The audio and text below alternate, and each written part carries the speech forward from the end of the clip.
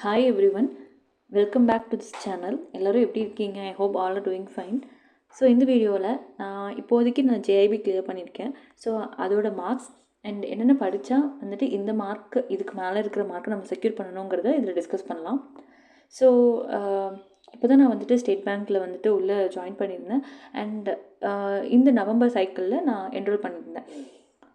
Enrol பண்ணியிருக்கிறப்போ என்னாச்சு அப்படின்னா, like நாங்கள் வந்து ஆகஸ்ட்டில், நான் ஜூலையில் தான் ஜாயின் பண்ணேன். அண்ட் ஆகஸ்ட்டில் வந்துட்டு ரெஜிஸ்ட்ரேஷன் ஸ்டார்ட் ஆச்சு. ஸோ அப்ளை பண்ணியாச்சு. அப்ளை பண்ணிவிட்டு வந்துட்டு கொஞ்சம் கொஞ்சமாக படிக்கலாம் அப்படின்னு பிளான் போட்டிருந்தோம். பட் படிக்கிறதுக்கான டைம் வந்து கிடைக்கல. பிகாஸ் ஒர்க் பண்ணுறதுனாலையும் சரி அண்ட் லெத்தாஜிக்காக இருந்துச்சு. ஸோ இதுவுமே வந்து கம்பல்சரி நான் ஒத்துப்பேன். லெத்தாஜிக்காக இருந்தங்காட்டி கம்ப்ளீட்டாக படிக்க முடியல. பட் ஈவன் தான் இப்படி இருந்தாலுமே வந்து have cleared. So but exceptional இந்த பேப்பரை தவிர மற்ற பேப்பர் எல்லாமே எனக்கு வந்து கொஞ்சம் கன்வீனியண்ட்டாக இருந்துச்சு. நான் வந்து கொஞ்சம் கிளியர் பண்ணுவேன் அப்படிங்கிறதுக்கான பாசிபிலிட்டிஸ் அதிகமாகவே இருந்துச்சு. ஆனால் இந்த அக்கௌண்ட் பேப்பர் மட்டுமே வந்து கொஞ்சம் டிஃபிகல்ட்டாக இருந்துச்சு. ஸோ அதை பற்றி நான் பார்க்கலாம். இப்போ வந்து ஃபர்ஸ்ட் வந்துட்டு இப்போ வந்து ஃபர்ஸ்ட் பேப்பர் பார்த்தோம் அப்படின்னா இதோட ஸ்ட்ராட்டஜி இதோட நம்ம பேட்டர்ன் சொல்லிடலாம். 4 பேப்பர்ஸ் இருக்குது. Indian economy and financial system, அதுக்கப்புறம் வந்து principles and practices of banking, and வந்துட்டு இந்த அக்கௌண்ட்ஸ் ரிலேட்டடான பேப்பர் அண்ட் ரீட்டெயில் பேங்கிங். இந்த மாதிரி 4 பேப்பர் இருக்குது. ஒவ்வொரு பேப்பர்லேயும் பார்த்தீங்க அப்படின்னா 100 கொஷின்ஸ் இருக்கும். அதுக்கு வந்துட்டு நம்ம 100 மார்க்ஸ் இருக்கும். ஓகேங்களா? ஸோ இந்த 100 டோட்டலாக சேர்த்துனீங்க அப்படின்னா நம்மளுக்கு இந்த 400 வரும். ஓகேங்களா? ஸோ ஃபர்ஸ்ட் அட்டெம்ப்டில் நீங்கள் எழுதுறீங்க அப்படின்னா ஒவ்வொரு பேப்பர்லேயும் நீங்கள் வந்துட்டு பாஸ் மார்க் வந்து 50 எடுத்துருக்கணும். அண்ட் டோட்டலாக நீங்கள் அக்ரிகேட்டாக எடுக்கிறப்போ என்ன ஆகணும் அப்படின்னா 200 எடுத்துருக்கணும். ஓகேங்களா? இது எடுத்திருந்தால் தான் நீங்கள் ஃபர்ஸ்ட் அட்டெம்ப்டில் கிளியர் அப்படின்னு சொல்ல முடியும். நீங்கள் ஃபர்தராக வந்துட்டு இப்போ ஒவ்வொரு செகண்ட் அட்டெம்ப்ட் நீங்கள் போகிறீங்கன்னா ஒவ்வொரு பேப்பர்லேயும் கம்பல்சரி நீங்கள் வந்து 50 எடுத்துருக்கிற மாதிரி இருக்கும். ஓகேங்களா? ஸோ இப்போ வந்து இந்த பேட்டர்ன்ஸ் எல்லாமே நீங்கள் நிறையா யூடியூப் சேனல்ஸில் நீங்கள் பார்க்குறது உண்டு. ஸோ அதனால் இந்த பேட்டர்ன்ஸை பற்றி நான் பெருசாக நான் டிஸ்கஸ் பண்ணல. ஓகேவா? ஸோ இந்த பேப்பர்ஸ் வந்து எப்படி இருக்குது அப்படின்னா, ஃபர்ஸ்ட் ஆக்சுவலாக வந்து கொஷின்ஸ் எல்லாமே வந்துட்டு 0.5 மார்க் இருக்கக்கூடிய கொஷின்ஸும் இருக்குது. 1 மார்க் இருக்குது, 2 மார்க் கொஷின்ஸ் இருக்குது. ஸோ இந்த 100 கொஷின்ஸ்லையுமே வந்துட்டு இந்த மாதிரி செக்ரிகேட் பண்ணிடுறாங்க மார்க்ஸு. ஸோ இதில் வந்து இவ்வளோ தான் வருது அப்படிங்கிறது எனக்கு தெரியல. ஃபஸ்ட் எக்ஸாம் போகிறப்பமே வந்து எனக்கு இந்த மாதிரி பேட்டர்ன் இருக்கான்னு கூட எனக்கு தெரியாது. ஓகேங்களா? அந்த மாதிரி தான் நான் போனேன். பட் ஈவன் தான் ஐ செக்யூர் 49. எப்படி அப்படின்னா, நீங்கள் வந்து அவங்க கொடுக்குற 2 hours இருக்குது. அந்த 2 hours வந்துட்டு முழுமையாக உட்காந்திங்கனாலே வந்து கிட்டத்தட்ட நம்ம வந்து 45க்கு மேலே வாங்க முடியும். ஏன்னா பாதி பேர் வந்துட்டு ஒரு 1 hour 2 hour உட்காராமல் 1.5 hours இல்லை 1 hourலேயே வந்து எந்திரிச்சு போயிடுவாங்க. கொஷின்ஸ் வந்து டிஃபிகல்ட்டியை பொறுத்து. ஓகேவா? அந்த டிஃபிகல்ட்டாக இருக்குன்னு சொல்லி பொறுத்து போயிடுவாங்க. ஆனால் நீங்கள் அப்படி பண்ணக்கூடாது. டோட்டலாக 2 hours நீங்கள் வந்து உட்காந்து அவங்க என்ன கொஷின்ஸ் கேட்குறாங்க. ஏன்னா எப்படி இருந்தாலும் உங்களுக்கு பேங்கிங் எல்லாமே பேங்க் ரிலேட்டடாக இருக்குது. அப்போ கண்டிப்பாக நீங்கள் வந்துட்டு ஒரு 2-3 months சர்வீஸ் ஆனதுக்கப்புறம் தான் நீங்கள் உள்ளே எக்ஸாம் எழுதுகிற மாதிரி இருக்கும் இல்லையா? ஸோ அப்போது உங்களுக்கு ஓரளவுக்கு ஒரு நாலேஜ் இருக்கும். அந்த நாலேஜ் யூஸ் பண்ணிங்கனாலே வந்துட்டு 45 அப்படிங்கிறது கம்பல்சரியாக கண்டிப்பாக வந்துடும். ஓகேவா? எக்ஸப்ட் இந்த அக்கௌண்ட்ஸ் பேப்பரில் கொஞ்சம் நம்ம வந்து பார்க்கணும். அதை பார்க்கலாம் பின்னாடி. ஓகேங்களா? ஸோ அப்போது ஃபஸ்ட்டு ஃபார்முலாவே வந்துட்டு 2 hours ஃபுல்லாக உட்காருங்க. என் ஃப்ரெண்ட்ஸ்லாம் கேட்குறப்ப அவங்க வந்து 1 hour 1.5 hours 1.25 மணி நேரத்தில் நான் கிளம்பிட்டேன், ஏன்னா எனக்கு ரொம்ப ஒரு மாதிரி ஆயிடுச்சு அப்படின்னு சொல்கிறாங்க. ஏன்னு கேட்டால் கொஷின்ஸ் அந்த மாதிரி தான் இருக்கும். ஃபஸ்ட்டு ரவுண்ட் ஃபுல் கொஷின்ஸை பாருங்கள். அரௌண்ட் ஒரு 10 to 20 கொஷின்ஸு நமக்கு நல்லா தெரிஞ்ச மாதிரி இருக்கும் படித்ததுலேயே. அப்புறம் திருப்பி உட்காந்து ஸ்டேட்மெண்ட் பேஸ்டு, அப்புறம் ப்ராப்ளம்ஸ் இது எல்லாத்தையும் கொஞ்சம் பொறுமையாக சால்வ் பண்ணிங்கனாலே உங்களுக்கு வந்து நல்ல ஸ்கோர் கிடச்சிரும். ஓகேவா? 50ங்கிறது ஈஸியாக வாங்கிடலாம். ஒரு 3 days வந்து நல்லா நீங்கள் எஃபோர்ட் போட்டிங்க அப்படின்னாலே உங்களுக்கு வந்து கம்பல்சரியாக வாங்கிடலாம். ஸோ அதுக்கான சோர்ஸஸ் என்னங்கிறது நம்ம பார்க்கலாம் பின்னாடி. ஓகேங்களா? ஸோ இந்தியன் எக்கனாமியில் வந்து மோஸ்ட்டாக வந்துட்டு நம்ம பேங்கிங்க்கு படித்த கொஷின்ஸ் தான் இருக்கும். அண்ட் அது போக எக்ஸ்ட்ரா கொஞ்சம் படிக்கிற மாதிரி இருக்கும். And principles and practice of பேங்கிங்னு இதுவும் ஈஸியாக தான் இருக்கும். இது வந்து நம்ம நார்மலாகவே படிக்காமல் ஓரளவுக்கு கொஞ்சம் ப்ரஷ்அப் பண்ணிவிட்டு சிலபஸ் இதெல்லாம் இருக்குது, இப்படிலாம் இந்த டாபிக் இதுதான் அப்படின்னு தெரிஞ்சுக்கிட்டாலே ஓரளவுக்கு நல்லா படிச்சிடலாம். அண்ட் அக்கௌண்ட்ஸ் வந்துட்டு நான் என்னென்னா எனக்கு கம்பல்சரியாக வந்து ஐ எம் அக்ரி தட் இது வந்து ஜஸ்ட் லக் பேஸில் வந்திருக்கு அப்படின்னு சொல்லலாம். பிகாஸ் ஏன்னா ஒரு கொஷின் தப்பாக போட்டிருந்தாலுமே வந்து ஒரு 44 வந்திருக்கும், இல்லைன்னா வந்து 44.5 கூட வந்திருக்கும். பட் எப்படின்னு எனக்கு தெரியல. பட் நீங்கள் வந்து கொஞ்சம் ஹார்ட் ஒர்க் பண்ணீங்க அப்படின்னாலே கண்டிப்பாக உங்களுக்கு ஒரு ஏதோ ஒரு வழியில் நீங்கள் பாஸ் ஆகிற மாதிரி தான் இருக்கும் இல்லையா? ஸோ அந்த மாதிரி அக்கௌண்ட்ஸ் அண்ட் ஃபினான்ஸில் வந்து கொஞ்சம் ஃபார்முலாஸு அண்ட் ஃபார்முலாஸ் வந்து ஒரு சைட் படிச்சுக்கிட்டாலும் நிறைய வந்துட்டு எம்சிக்யூஸ் ப்ராக்டிஸ் பண்ணுங்கள். அதுவே வந்து எனஃப் தான். அண்ட் ரீட்டைல் பேங்கிங் வந்துட்டு இதுவுமே வந்து நார்மலான ஒரு நீங்கள் டே டு டே பேங்கிங் பண்ணுறது, அந்த கேஒய்சி ஃபார்ம்ஸ் இந்த மாதிரி கொஷின்ஸ் தான் நிறையா இருக்கும். ஸோ அதனால் அதுவுமே ஈஸியாக அடிச்சிடலாம். ஓகேவா? ஸோ மெயினாக வந்து நம்ம என்னென்ன பார்க்கணும் அப்படின்னா, ஃபஸ்ட்டு சிலபஸை பிரிண்ட் போட்டு வச்சுக்கோங்க. ஓகேவா? ஃபஸ்ட்டு சிலபஸை பிரிண்ட் போட்டு வச்சுட்டு என்னென்ன டாபிக் இருக்குதுன்னு பாருங்கள். அந்த டாப்பிக்கில் இதெல்லாம் புதுசாக இருக்குன்னு இருக்குன்னு பார்த்து வச்சுக்கோங்க. ஓகே, இதெல்லாம் இருக்குது இந்த டாப்பிக்கில், இந்த பேப்பரில் இந்த டாபிக் இருக்குதுன்னு ஓரளவுக்கு ஒரு ஐடியா கிடச்சிரும். கிடச்சக்கப்புறம் என்ன பண்ணுங்க அப்படின்னா, நான் என்ன படித்தேன்னா ஆம்பிஷியஸ் பாபாவோட பிடிஎஃப் இருந்துச்சு, ஃப்ரீ பிடிஎஃப். ஓகேவா? ஆம்பிஷியஸ் பாபாவுடைய நீங்கள் லைக் இந்தியன் எக்கனாமி அண்ட் ஐஎஃப்எஸ்ன்னு போட்டு ஆம்பிஷியஸ் பாபான்னு கொடுத்தீங்கன்னா ஒரு 200 to 300 பேஜஸ்க்குள்ளே இருக்கும். பட் நீங்கள் இன்னும் ஒரு 3 days நல்ல சாலிடாக கொடுக்குறீங்கன்னா இது படிக்கலாம்.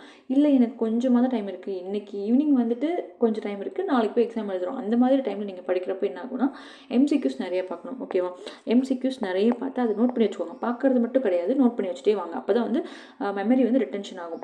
எம்சிக்யூங்கிறது இந்த சேனல் தான் பார்க்கணும் அப்படின்லாம் கிடையவே கிடையாது. எம்சிக்யூ பார்க்குறது எந்த சேனல் வேணால் பார்க்கலாம். ஆனால் அதுக்கு முன்னாடி நீங்கள் பார்க்க வேண்டியது பிவைக்யூ. பிவைக்யூலேருந்து கண்டிப்பாக வந்து ஒரு 10 questions வந்து பிவைக்யூலேருந்து வந்துடும். ஓகேவா? ஸோ ஏன்னா ஒரு வருஷத்துக்கு 2 டைம் எக்ஸாம் நடத்துகிறாங்க இல்லையா? அப்போ அந்த 2 பேப்பர் அப்படிங்கும்போது 200 questions ஆயிடுது. அது மாதிரி வந்து 2023, 2024, 2025 ஏன்னா இப்போ வந்து மொத்தமாக 6 பேப்பர் வந்திருக்கும். அப்போ நீங்கள் மேலே வரக்கூடிய எக்ஸாம் எழுதுகிறப்போ இந்த 6 பேப்பர் நல்ல தரவை ரிவைஸ் பண்ணிவிட்டு தென் அது போக நிறைய எம்சிக்யூஸ் அரௌண்ட் மினிமமாக நீங்கள் வந்துட்டு ஒரு 500 எம்சிக்யூஸ் பார்த்துருந்தீங்க அப்படின்னாலே, அதாவது ரிப்பீட்டட் கொஷின்ஸ் அந்த மாதிரி நீங்கள் யூடியூப் சேனலில் போட்டிங்கன்னா நிறைய கொஷின்ஸ் வரும். ஆஃபீஸஸ் அடா, அதுக்கு அடுத்தது ஆலிபோர்டு அண்ட் எஜிடாப்பு, இந்த மாதிரி நிறைய எல்லா சேனல்ஸும் இருக்குது. இந்த சேனல் தான் அப்படிலாம் கிடையாது. எஜிடாப்பில் பார்த்தீங்கன்னா ப்ரீவியஸ் இயர் கொஷின்ஸை அழகாக செக்ரிகேட் பண்ணி ட்ரைவில் போட்டு வச்சுருப்பாங்க, அப்லோட் பண்ணி வச்சுருப்பாங்க. அந்த கொஷின்ஸ் எடுத்து நீங்கள் கடற்கடன்னு திருப்பி பாருங்களேன், நல்லா இது பண்ணிடலாம். அண்ட் நீங்கள் வந்து ஒரு எக்ஸாம் முடிச்சுட்டு இன்னொரு எக்ஸாம் படிச்சுக்கலாம் அப்படிங்கிற மாதிரி இது பண்ணாதீங்க. ரெஜிஸ்ட்ரேஷன் பண்ணிட்டீங்களா, பண்ண முடிச்சக்கப்புறம் கொஞ்சம் கொஞ்சமாக ஒரு 1 weekல வந்துட்டு ஒரு பேப்பர் எடுத்துகிட்டு கொஞ்சம் பாதி முடிச்சு வைக்கிறது, அந்த மாதிரி பண்ணிக்கோங்க. ஏன்னா ரெஜிஸ்டர் பண்ணதுலேருந்து ஒரு நம்மளுக்கு ஒரு 2 to 3 months வந்து டைம் இருக்கும் இல்லையா? அந்த டைமில் கொஞ்சம் கொஞ்சமாக நகர்த்துனா கூட நம்ம வந்து கிளியர் பண்ணிடலாம். ஏன்னா ரெஜிஸ்ட்ரேஷன் ஃபீஸும் 4000 இருக்கும். அது போக நீங்கள் வந்து எக்ஸாம் ஃபீஸ்ன்னு சொல்லிட்டு ஒவ்வொன்றுக்கும் கட்டுவீங்க. லேட் ஃபீஸ் சப்போஸ் லேட் ஆகிடுச்சு அப்படின்னா அதுக்கும் ஒரு 100 கட்டுவீங்க இல்லையா? திருப்பி நீங்கள் அடுத்த பேப்பர் எழுதுகிறப்போ என்ன ஆகும்னா அந்த 1300ங்கிறப்போ மறுபடியும் திருப்பி நீங்கள் கட்டிகிட்டே இருக்க மாதிரி இருக்கும். சரியா? ஏன்னு கேட்டால் ஃபஸ்ட் அட்டம்ல நீங்கள் கிளியர் ஆகலைன்னா 50க்கு மேலே எந்தெந்த சப்ஜெக்டில் எடுத்திருக்கீங்களோ அது மட்டும்தான் பாஸ்ன்னு கன்சிடர் பண்ணுவாங்க.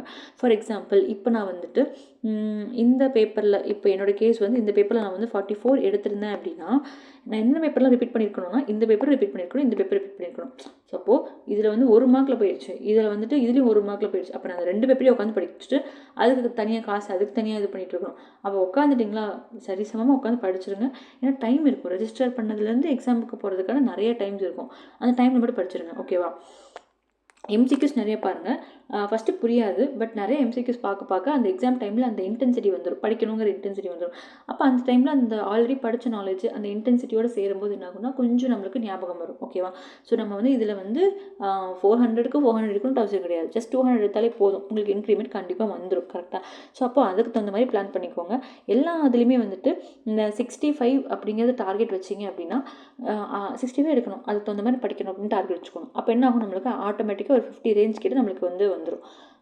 ஏன்னா டார்கெட் வைக்கிறத விட ஒரு 10 மார்க்ஸ் 15 மார்க்ஸ் வந்து நம்மளுக்கு கம்மியாக வர மாதிரி இருக்கும். ஸோ அப்படிங்கிறப்ப உங்களுக்கு 50 to 55 நல்ல மார்க் வந்துடும். அவ்வளோதான், நம்ம கிளியர் பண்ணிட்டு போயிட்டே இருக்கலாம். ஓகேவா? இது முடிச்சோன்னு நம்ம சிஐபிஎம் அப்ளை பண்ண ஆரம்பிச்சிடலாம். ஸோ அப்போது நிறைய பார்க்க வேண்டியது நான் என்ன சொல்லுவேன்னா எம்சிக்யூஸ் நிறைய பாருங்கள். எம்சிக்யூஸ் வந்துட்டு எண்ணில் அடங்காமல் கொஷின்ஸ் பாருங்கள். மினிமம் 500 வச்சுக்கோங்க. அப்போ மேக்ஸிமம் எவ்வளோ வேணால் நீங்கள் பார்க்கலாம். ஓகேவா? அந்த மாதிரி பார்த்துக்கோங்க. அப்போ நான் இப்போ சம்மரைஸ் பண்ணுறது என்ன சொல்ல வரேன்னா எம்சிக்யூஸ் ரொம்ப ரொம்ப இம்பார்ட்டண்ட். ஓகேவா? அது பார்த்துக்கோங்க. அண்ட் வந்து 2 hours வந்துட்டு உட்காருங்க. ஓகேவா? பாதியில் எழுந்திரிச்சு போக வேண்டாம். ஓகே? அண்ட் வேறு என்ன கொஷின்ஸ்னால் ஆம்பிஷியஸ் பாப்பாவோட நோட்ஸ் நல்லாயிருக்கு. எல்லாருமே வந்து டாக்டர் முருகன் சரோட நோட்ஸ் வந்து பார்ப்பாங்க. நான் அது வந்து பர்சனலாக அது நான் ஃபுல்லாக படித்ததில்லை. ஃபஸ்ட்டு ஒரு ரெஜிஸ்டர் பண்ண புதுசில் ஒரு நாள் அந்த மாதிரி பார்த்தேன், அவ்வளோதான். ஏன்னா அது ரொம்ப ஷார்ட்டாக இருந்துச்சு. இது வருமா அது பேஜஸும் கம்மியாக தான் இருக்கும். பட் டைம் கம்மியாக இருக்குது அப்படின்னா அதை படிக்கிறது பெட்டர். இல்லை டைம் கொஞ்சம் நிறையாவே இருக்குது அப்படின்னா ஆம்பிஷியஸ் பாப்பாவோட அந்த 300 to 400 பேஜஸ் படிக்கிறது ரொம்ப ஈஸி. ஓகேவா? ஃபுல்லாக உட்காந்து படிக்க போகிறதில்ல. பெனிஃபிட்ஸ் இதெல்லாம் உட்காந்து நம்ம படிச்சுட்டு இருக்க தேவையில்லை இல்லையா? கண்டென்ட் என்னன்னு பார்த்துட்டு அந்த டாபிக் என்ன, அந்த கண்டென்ட் என்ன அதை பார்த்துக்கணும். எம்சிக்யூஸ் நிறைய சால்வ் பண்ணுங்கள். அதில் உட்காந்து படிச்சிங்கன்னா ரொம்ப நல்லாயிருக்கும். ஏன்னா ரிவர்ஸ் இன்ஜினியரிங் பண்ணுறப்ப இன்னும் நல்லாயிருக்கும். எம்சிக்யூஸ் படிச்சுட்டு கொஞ்சம் ஒரு 10 days நீங்கள் வந்து எம்சிக்யூஸ் பாருங்கள். பார்த்து முடிச்சுட்டு அதுக்கப்புறம் ஆம்பிஷியஸ் பாப்பாவோட புக்ஸ் எடுத்து படிச்சிங்கன்னா எனக்கு அந்த மாதிரி நல்லா ஈஸியாக வந்து கோரிலேட் ஆகும். அந்த எம்சிக்யூ இந்த கொஷின் கேட்டாலும் இதனால தான் இந்த கொஷின் வந்து இப்படி சொல்லியிருக்காங்களா அப்படிங்கிற மாதிரி கோரிலேட் ஆகும், நல்லா ரிட்டென்ஷன் ஆகும். ஸோ உங்களுக்கு எந்த மாதிரி பார்த்துக்கோங்க. ஸோ எம்சிக்யூஸ் நீங்கள் என்ன தான் படித்தாலும் எம்சிக்யூஸ் வந்து நல்லா ஸ்ட்ரெஸ் பண்ணி பாருங்கள். மினிமம் 500 500 மேக்ஸிமம் நீங்கள் எவ்வளோ வேணால் பார்த்துக்கலாம். அண்ட் அது போக பிஒய்க்யூஸ்லேருந்து கண்டிப்பாக 10 கொஷின்ஸ் வந்து ரிப்பீட் ஆகும். பிஒய்க்யூஸ் வந்துட்டு நீங்கள் எஜுடாப்பில் வந்து ட்ரைவில் போட்டு வச்சுருக்காங்க. ஸோ நீங்கள் அது கூட பார்க்கலாம்.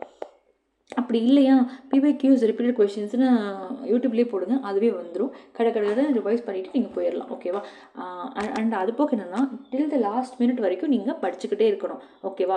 ஐ மீன் எப்படி சொல்ல வரேன்னா, டில் லாஸ்ட் மினிட், அதாவது இன்றைக்கி எக்ஸாம் இருக்குன்னா இன்றைக்கி தான் முந்தின நாள் நைட்டு தான் நான் வந்து படிக்க ஆரம்பிச்சிருக்கேன்னா பரவாயில்ல, எக்ஸாம் போகிற வரைக்கும் உட்காந்து படிச்சுட்டே இருக்கேன். ஏன்னா நானும் இந்த மாதிரி தான் பண்ணினேன். அண்ட் அது போக அது கிளியர் ஆகிடுச்சு. ஓகேவா? அதனால தான் இந்த ஸ்ட்ராட்டஜி உங்களுக்கு சொல்கிறேன். And all the best. Thank you all.